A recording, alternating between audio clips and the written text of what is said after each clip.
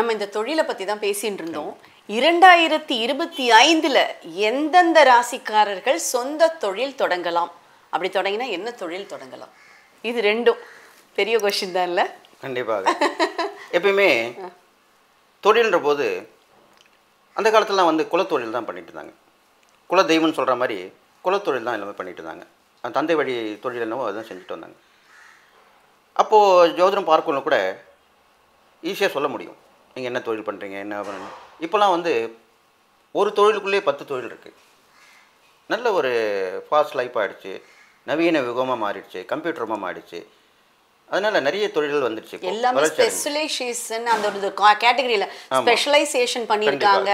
மருத்துவத்தில் இருந்தால் அதில் பல துறைகள் இருக்குது. அப்போலாம் பார்த்தீங்கன்னா எம்பிபிஎஸ் டாக்டர் மட்டும்தான் இருப்பார். இப்போ பார்த்தீங்கன்னா ஐ ஸ்பெஷலிஸ்ட்டு, டென்டிஸ்ட்டு, இது மாதிரி ஒவ்வொரு ஸ்பெஷலைசேஷன் ஒவ்வொரு டிபார்ட்மெண்ட்லையும் மக்களும் அதான் விரும்புகிறாங்க. இப்போது அவர் போனால் தான் ஸ்பெஷலிஸ்ட்டாக பார்ப்பார்னு வருவாங்க. ஆனால் எம்பிபிஎஸ் டாக்டர் பார்ப்பார் கண்டிப்பாக, ஆனால் அது அவங்க போகிறதில்ல. அவரும் வந்து என்ன பண்ணுவாங்கன்னா மற்ற டாக்டரும் விட்டு கொடுத்து போகிறது, அவங்ககிட்ட போய் பாருங்கன்னா அவரே சஜஷன் பண்ணுவார். அதனால் அவங்களுக்குள்ள ஒரு ஒப்பந்தமும் கூட இருக்கிறது வாசமான உண்மை தான். அதெல்லாம் தப்பு கிடையாது. அதனால் நீங்கள் கேட்டதுக்கு வந்து தொழில் தொடங்கும் போது கண்டிப்பாக யோசனை பண்ணி தான் செய்யணும்.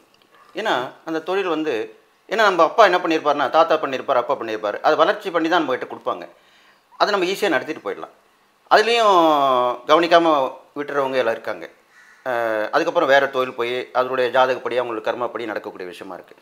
அப்போ புதிதாக தொழில் தொடங்கும் போது எந்தெந்த ராசிக்காரர்கள் அதுதான் சொல்ல வரேன். அப்போது துலாம், தனுசு, கும்பம் இந்த 3 ராசிக்காரங்களுக்கும் தொழில் தொடங்கக்கூடிய அமைப்பு கண்டிப்பாக உண்டு. இந்த 3 ராசிக்காரங்களும் அவங்க கண்டிப்பாக அவங்க மனசில் இந்த கேள்வி வந்திருக்கும். ஏன்னா நவகிரகங்கள் தான் நம்மளை ஆட்சி செய்துட்டு வருது. அதனுடைய பிரதிபலிப்பு தான் நம்மளுக்கு ஒவ்வொரு நாளுமே நடந்துட்டு வருது. அந்த வகையில் இந்த 3 ராசிக்காரங்களுமே அந்த எண்ணங்கள் இருந்திருக்கும். இல்லாதவங்க கண்டிப்பாக நீங்கள் அந்த தொழில் தொடங்கலாம். தொழில் தொடங்கிறதுக்கு எந்த தடையும் இல்லை. ஆனால் 6ஆம் முறை ஆலோசித்து அவர்களுடைய அருகாமையில் உள்ள ஜோதிடர்களையோ ஆன்மீக பெரியவர்களையோ கண்டிப்பாக ஆலோசனை செய்து தொடங்கினால் நல்லது. இந்த 3 ராசிக்காரங்களுமே தொழில் தொடங்கலாம். என்னென்ன தொழில் தொடங்கினா நல்லா இருக்கும் இந்த 3 ராசிக்காரர்கள்? துளாராசி முதலாக சொல்லுங்க. துளாராசின்ற போது அது சுக்கிரனுடைய ராசியாக சொல்லப்படுகிறது. சுக்கிரன் தான் அந்த ராசிக்குரிய அதிபதி. அவருடைய அம்சமாக விளங்கக்கூடியவர் தான் மகாலட்சுமின்னு சொல்லுவாங்க. மகாலட்சுமி மட்டும் இல்லை, எல்லா விதமான அம்மன் உடைய வழிபாடும் அந்த சுக்கிரனுக்கு உண்டானது. வள்ளி, பெரும்பாலும் வள்ளி முருகப்பெருமானுக்குடைய மனைவியாக சொல்லக்கூடிய வள்ளி என்பவ தெய்வத்துக்கும் மகாலட்சுமிக்கும் முக்கியமானவர் தான் அந்த சுக்கிரன். அந்த சுக்கிரன் வம்சம் பெற்றவங்க. அதனால் பெரும்பாலும் துளாராசியில் பிறந்தவங்க எல்லாமே கலைத்துறை சம்மந்தப்பட்டது. சுக்கிரன் போய் கலைத்துறை சம்மந்தப்பட்ட தொழிலில் அதில் நிறைய டெக்னீஷியன் இருக்காங்க. எடுத்த உடனே நடிப்பு தான் அப்படி தான் நான் நினைக்க வேண்டிய அவசியம் இல்லை. பாடல் துறை, இசைத்துறை, நடிப்புத்துறை, தொழில்நுட்பத்துறை இதன் மேலே போகலாம். அந்த மாதிரி துறையை எடுத்து செய்யலாம். அதுக்கு தேவையான உபகங்கள் வாங்கி கொடுக்குறது அது மாதிரி செய்யலாம். இது இல்லாமல் சுக்கிரன் வந்து வெள்ளிக்குரிய கிரகமாக சொல்லப்பட்டிருக்கு. அப்போது வெள்ளி சம்மந்தப்பட்ட பொருட்கள் தயாரிப்பது, அது சம்மந்தப்பட்டது வாங்கல் விற்றல் இது மாதிரிலாம் பண்ணலாம். அது இல்லாமல் சுக்கிரன் வந்து பெண்கள் சம்மந்தப்பட்ட விஷயத்துக்கும் ஃபேன்சி ஸ்டோர், ஒரு ஃபேன்சி கடை வச்சுருக்காங்க, பெரிய லெவலில் வராங்கன்னா அவங்க சுக்கிரனுடைய அம்சமாக இருக்கக்கூடியவங்களாக இருப்பாங்க. அப்போது பெண்களுக்கு ஏற்ற அணிகலன்கள், ஆடைகள், சுக்கிரன் பார்த்திங்கனாக்கா அவருக்கு வந்து தைத்த ஆடைகளை தான் பெரும்பாலும் சாஸ்திரத்தில் சொல்லப்பட்டிருக்கு. ரெடிமேட்ஸ் அப்படின்னு சொல்லுவாங்க. அப்போ அந்த ரெடிமேட் அம்சப்பட்டது. இப்போலாம் பார்த்திங்கன்னா அந்த காலத்தில் புடவை வெட்டி தான் இருந்து வந்தது. அதுக்கப்புறம் நாளடைவில் பேண்ட் ஷர்ட்டு மாறிச்சு. பெண்களுக்கு வந்து சுடிதார் அந்த மாதிரிலாம் ஸ்கர்ட் அந்த மாதிரி நிறைய விசேஷமான உடைகள் எல்லாமே தயாரிக்க ஆரம்பிச்சிட்டாங்க. அப்போது கண்டிப்பாக ரெடிமேட் துறை சம்மந்தப்பட்டவங்க எல்லாமே நல்லா துளாராசிக்காரங்க புதிதாக தொழில் தொடங்கலாம். இன்னும் நிறைய இருக்கிறது. நீங்கள் கேட்டதுக்கு இந்த முக்கியமான விஷயம் மட்டும் சொல்லியிருக்கேன். அடுத்தது தனுசு ராசி. தனுசு ராசிக்கு பெரும்பாலுமே வந்து குருவுடைய ஆதிக்கத்தில் பிறந்தவங்க. அவங்க அந்த ராசிக்கு குரு தான் அதிபதி. அப்போது அந்த வகையில் பார்க்கும்போது குரு கொண்டாடவர், குரு வந்து தனகாரன்னு சொல்லப்படுகிறார்.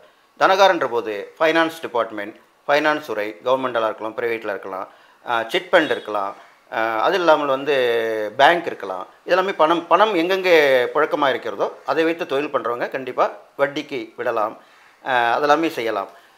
அது இல்லாமல் குருவுக்கு வந்து போதனையும் சொல்லப்படுகிறது. போதனைன்ற போது டீச்சர், கணக்குத்துறை, டீச்சிங் டிபார்ட்மெண்ட், ஆசிரியர்கள், பேராசிரியர்கள் இது மாதிரி சம்மந்தப்பட்டவங்க அதில் வந்து ஷைன் ஆகலாம். அது கற்றுக் கொடுக்கறது தொழில்னு கேட்கும்போது டியூஷன் சென்டர் வைக்கலாம். அதனால தான் டியூட்டோரியல்னு சொல்லுவாங்க, அது வைக்கலாம். இது மாதிரிலாம் பண்ணலாம். அது இல்லாமல் ஃபைனான்ஸு, ஷேர் பங்குலாம் சொல்கிறாங்களே, ஷேர் மார்க்கெட், அதெல்லாமே குரு வச்சு தான் சொல்லக்கூடியது. அப்போ அந்த குரு வந்து தனகாரன்னு சொல்கிறனால இந்த துறையில் உள்ளவங்களாமே முன்னுக்கு வரலாம். முக்கியமான துறையாக சொல்லப்பட்டிருக்கு. இது இல்லாமல் ஆலோசகர்னு சொல்லுவாங்க. கவர்மெண்ட்டில் கூட ஆலோசகர், ஒரு மினிஸ்டர்னா அவங்களுக்கு வந்து ஒரு ஆலோசகர் இருப்பாங்க. அந்த மாதிரி எல்லா துறையிலுமே ஒரு ஆலோசகர், அட்வைசர்னு சொல்லுவாங்க.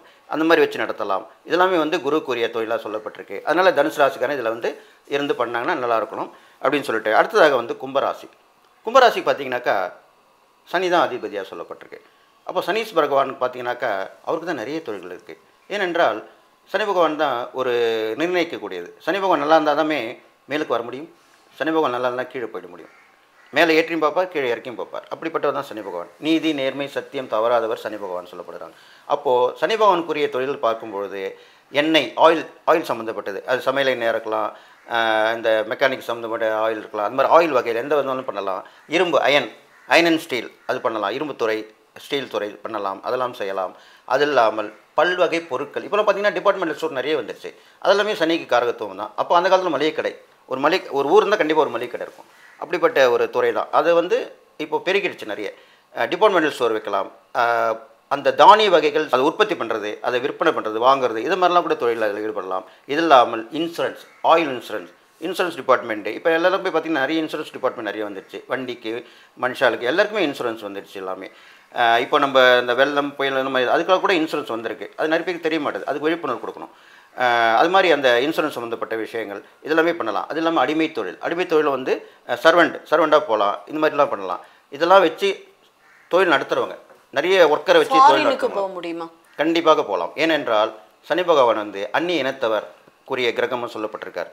அந்நிய இனத்தவர், அதாவது வேற்றுமொழி பேசக்கூடியவங்க. அப்போ கண்டிப்பாக அது நீங்கள் சொல்கிற மாதிரி வெளிநாட்டு தொழிலாக கண்டிப்பாக அமையறதுக்கு வாய்ப்பு இருக்குது. வெளிநாட்டுக்கும் போயிட்டு வரலாம். சனியுடைய அந்த அருட்பார்வை கிடைச்சா கண்டிப்பாக வெளிநாடு போய் சம்பாதித்து வரலாம். அப்போது இந்த கும்பராசியில் பிறந்தவங்களுக்கு குருவடி பலன் நல்லா இருக்கிறனால புதிதாக கண்டிப்பாக தொழில் கொள்ளலாம். நான் சொன்ன வகையில் கண்டிப்பாக செய்யலாம். ரொம்ப ரொம்ப நன்றி. ரொம்ப நல்ல இன்ஃபர்மேஷன். நோட் பண்ணி வச்சுக்கோங்க எல்லாரும்.